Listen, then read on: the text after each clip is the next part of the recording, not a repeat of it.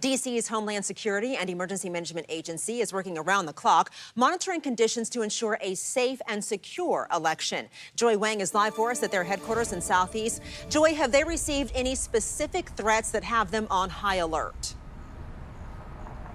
The agency director tells me the good news is they haven't seen any direct threats to election workers or election facilities here in the district, but that is a very different story across the country. And so right now we are standing in front of the building where a lot of people with the Department of Homeland Security for the DC area as well are looking into some of those threats, monitoring social media, tracking activity to pass along those potential threats to law enforcement in those jurisdictions, because we know what happens across the country can matter here.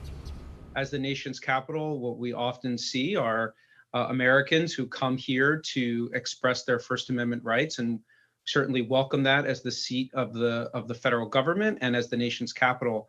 But we will not tolerate is individuals who come to the nation's capital to commit violence and to express their grievances in threatening and violent ways.